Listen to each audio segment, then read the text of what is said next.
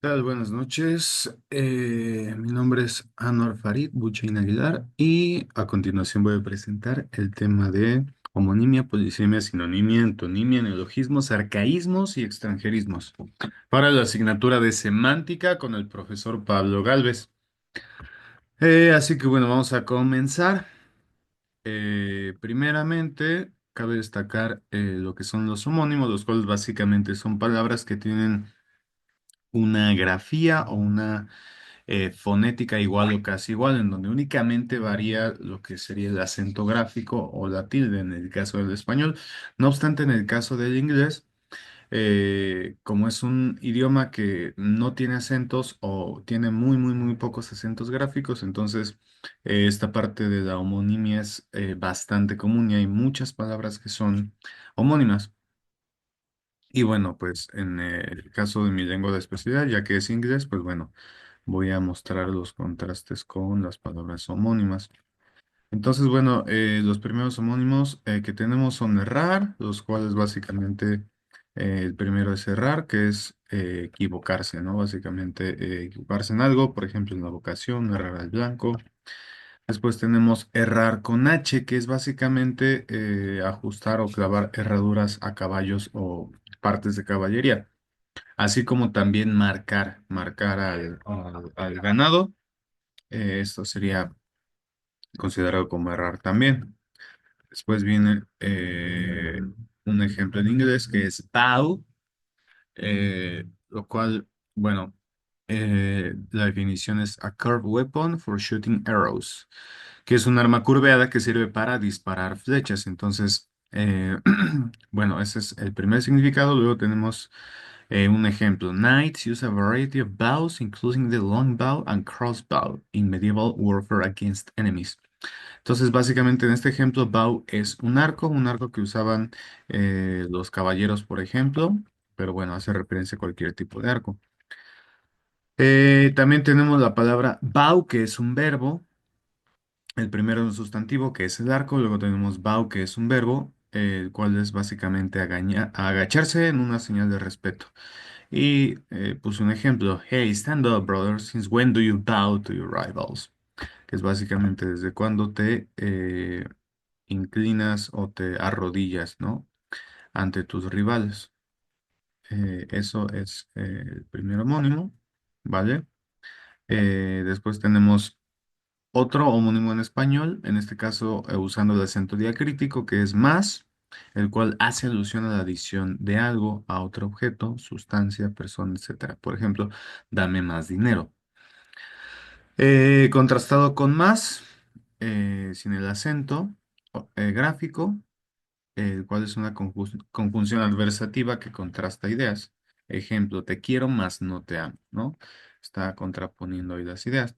Luego tengo el homónimo número 2 en español, que en este caso es un verbo que se pronuncia, en este caso, bueno, es que en el caso del inglés la pronunciación de los verbos, eh, en algunos verbos irregulares cambia en presente, entre presente y pasado. En este caso, el verbo, la pronunciación correcta de el presente del verbo, de este verbo que es liderar, sería lead, pero en pasado se pronuncia led.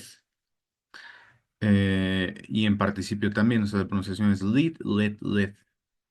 Y tenemos después un segundo significado que es básicamente lead, que significa plomo, haciendo referencia al material. Y puse un ejemplo.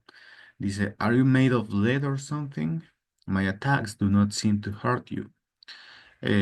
Por ejemplo, ¿no? Que traduciría como, ¿estás hecho de plomo o algo así? Porque mis ataques parecen no lastimarte. Puse aquí imagen, bueno, de dos peleadores, en este caso dos boxeadores.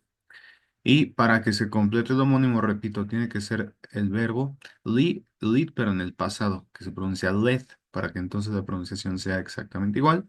Y se cumple esta parte de la homonimia. Pasa lo mismo con verbos, por ejemplo, read, en el pasado es read. Eh, vale, bueno, después tenemos el homónimo número 3 que es cierra en español, El primero sería un sistema montañoso, por ejemplo, la Sierra Madre Oriental de Chihuahua, ¿no? Está ubicada en Chihuahua. Y también tendríamos sierra como un elemento usado mayoritariamente en carpintería para cortar madera y que posee dientes de metal. Aquí puse un ejemplo de una sierra eléctrica, ¿vale? Contrastado con el homónimo número 3 del inglés, que son matches o match, que puede ser un fósforo, pero también puede ser un partido, por ejemplo, a football match, que sería un partido de fútbol. La pronunciación es exactamente la misma, pero, pues bueno, el significado depende del contexto en el cual se usa la palabra. Después continuamos con los sinónimos, los cuales pues básicamente son palabras que se escriben diferente, pero que tienen un significado igual o casi igual, aunque no siempre van a ser exactamente precisos en su lexicología o en su semántica. Puse tres ejemplos: rápido, sinónimo veloz, feliz, contento, inteligente y listo. Que propiamente cada palabra, como lo decía, puede ser que, por ejemplo, la palabra inteligente, hasta donde recuerdo su significado correcto o más real, es aquel que es capaz de leer entre líneas. Quizás sería un poco diferente porque listo quizás hace referencia a ser un poco más como avispado o despierto. Entonces, ahí es donde está donde radica la diferencia principal. Lo mismo sucede en el caso de angry y upset, que upset básicamente es una palabra que normalmente deriva de alguna acción, mientras que angry, que bueno, también significa enojado, pues bueno, puede hacer un poco más el matiz como a que es un estado de ánimo, mientras que upset sería más como un sentimiento, o sea, sería más como una diferencia entre una emoción y un sentimiento. Bueno, seguimos con strong y powerful, básicamente lo mismo, pero uno más bien traduciría como fuerte y el otro sería como lleno de poder. Entonces, bueno, ahí es donde igual hay un poco de diferencia. Beautiful y pretty, lo mismo, es casi la misma, bueno, básicamente el sinónimo, pero puede haber esta pequeña diferencia, los matices. Continuamos con los antónimos, algo muy básico, muy sencillo, concreto, que bueno, es básicamente el significado opuesto, ¿no? El significado opuesto de las palabras, ¿vale? Entonces aquí puse los sinónimos que serían hot, que es caliente, contra cold, que es frío, ¿no? Español e inglés. Light, que sería ligero, contra heavy, que sería pesado, y finalmente happy, que sería feliz, contra sad, que es triste. Ahí está el contraste de los antónimos. Pues tenemos algo bien interesante que es la polisemia, ¿vale? Las cuales son palabras con múltiples significados y derivan de los orígenes poli, que es mucho, y semia, que bueno, es el significado básicamente. Entonces, en español tenemos ejemplo de la palabra banco, que puede tener muchas acepciones, como un conjunto de diversos eh, diversos peces, por ejemplo.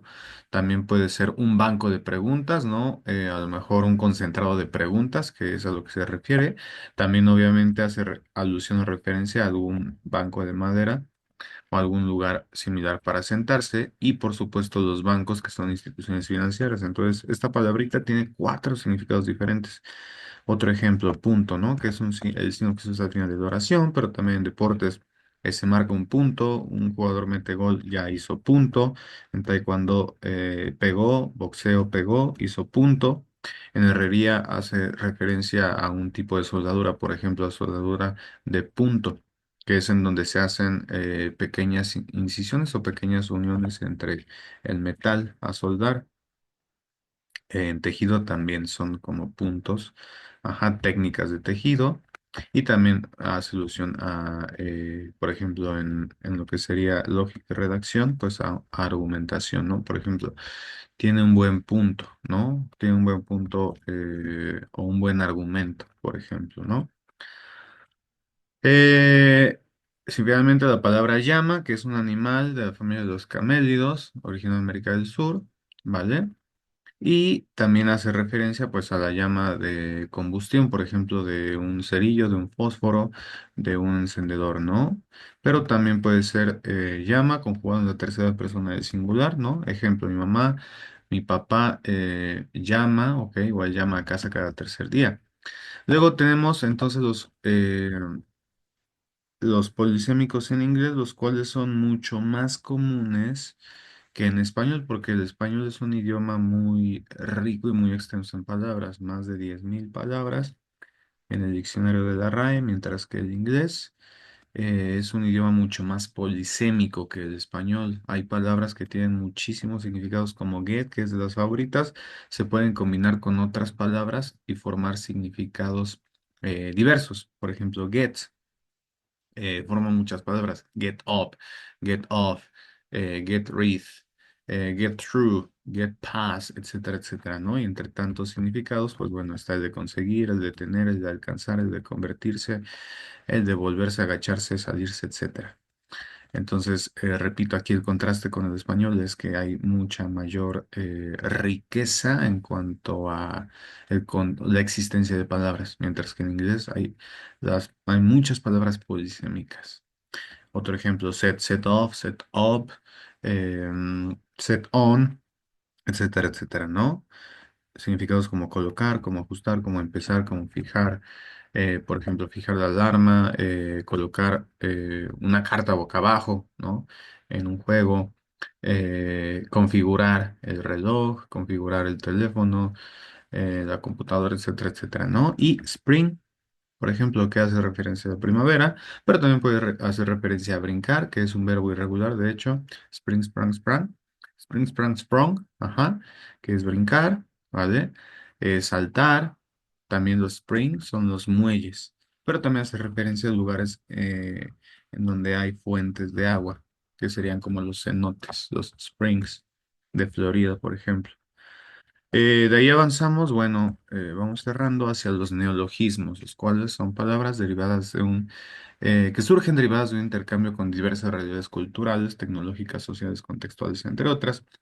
Y yo escogí la palabra selfie, ¿no? La cual, de acuerdo a la RAE, pues es una fotografía tomada por una propia persona. Eh, la diferencia estriba en que en inglés es selfie, la pronunciación es igual, prácticamente se ha adoptado la pronunciación, no obstante, en español no lleva la E al final, que sí lleva en inglés, la palabra selfie. Y bueno, ya que no existe un término exacto que coincidiera, pues bueno, se adoptó, como ya mencioné, esta palabra, ¿vale? Y se omitió la E final. Después tenemos un arcaísmo. Y el arcaísmo es una palabra que ha caído en desuso, ¿vale? Que ya no se usa y por tal motivo, bueno, pues se va perdiendo hasta cierto punto. Yo escogí una palabra que me llamó mucho la atención, que es la palabra solitud, la cual tiene un equivalente en inglés y también en francés, muy similar, que es solitude. En inglés se usa con mucha frecuencia, los significados son un tanto distintos, pero me gustó este artículo de UNAM que se llama De la soledad a la solitud, en donde hace bueno, es una investigación bastante completa, pero básicamente nos dice que no es lo mismo estar en soledad que en solitud. Entonces, por eso escogí esta palabra, porque la soledad hace referencia a un estado en el cual la persona podría decirse que padece la condición, ¿no? De estar solo, de no estar acompañado, ¿no? O sea, se vuelve como una carga emocional, una carga anímica para esa persona. Esa es la soledad. Básicamente esa es la definición.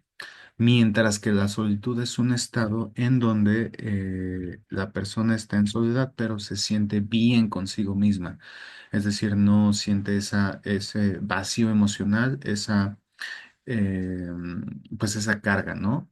Eh, Porque una persona puede estar con muchas personas y sentirse sola, o puede estar sola y no sentirse sola, ¿no? Entonces, básicamente ese es como un tanto de diferencia entre la soledad y la solitud. Y que, repito, de acuerdo a la RAE, pues define la palabra solitud. Hoy en día prácticamente no la había escuchado hasta que hice esta investigación. Entonces prácticamente hoy en día está en desuso y así lo marca el diccionario de la Real Academia. Realmente un extranjerismo, pues bueno, es una palabra que se adopta de otro idioma y que a veces se mantiene en su forma original, pero que a veces también sufre ciertos cambios o evoluciones. Por ejemplo, la palabra fútbol, ¿vale? Que bueno, ya en español se escribe fútbol, bueno, como suena y con una tilde en la U, ¿vale? Y en este caso la palabra analizar, pues bueno, es la palabra bizarro, ¿vale? Que bueno, viene de la palabra inglés bizarre, pero que su procedencia real viene del francés bizarre, que básicamente significa raro, extraño, extravagante, ¿no? Y en español, pues bueno, se consideraba como un calco semántico censurable debido a este origen francés. No obstante, de acuerdo al uso constante que la gente hacía de la palabra bizarro, pues bueno, se ha añadido esta acepción, ¿no? Que nos dice, aunque tradicionalmente se ha censurado este uso por considerarse influencia del francés, dado que se encuentra ampliamente extendido desde hace tiempo en todo el ámbito hispánico con este sentido, actualmente se considera correcto o adecuado, y así eh, refleja el diccionario de la RAE. Eh, bueno, por eso, perdón,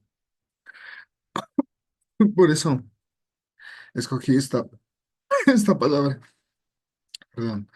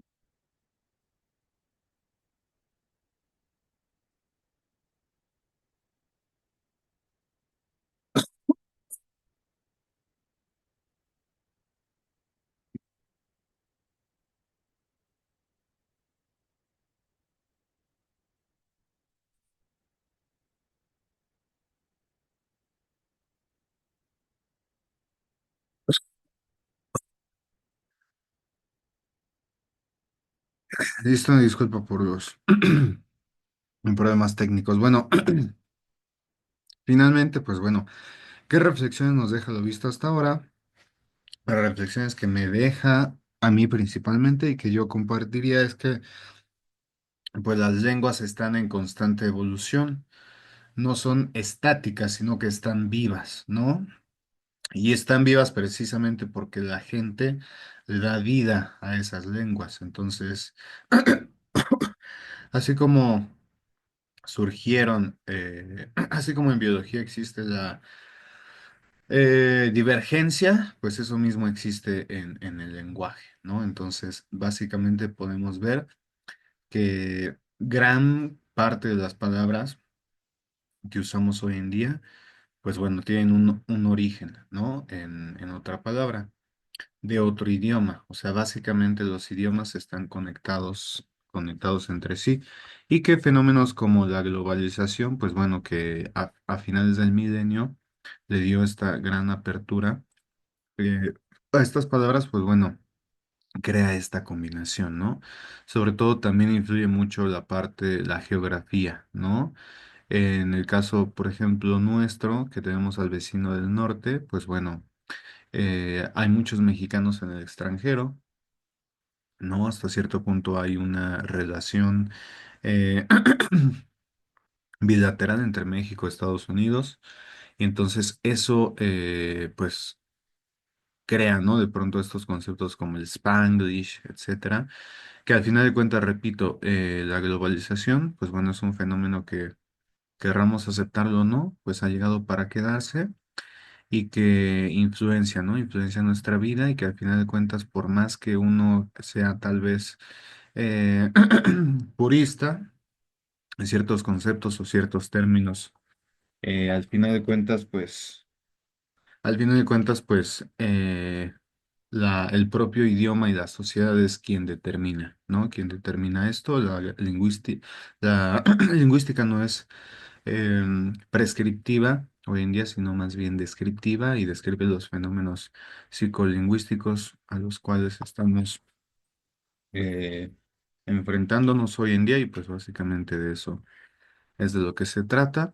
La sociedad está influenciada por el lenguaje y el lenguaje a su vez está influenciado por la sociedad y básicamente de eso es de lo que se trata. Y esto es muy importante tenerlo en cuenta en la enseñanza de lenguas extranjeras porque, pues bueno, uno como profesor de lenguas no solamente enseña el lenguaje, sino que enseña la cultura, enseña los hábitos, las costumbres de otras regiones. Entonces, justamente eh, estas diferencias culturales, estas diferentes realidades son las que determinan el idioma, son las que determinan la evolución y el aprendizaje. Y es nuestro deber como maestros de lenguas extranjeras, pues hacer hincapié, hacer conciencia en la realidad multicultural que existe hoy en día en nuestros alumnos y de la importancia de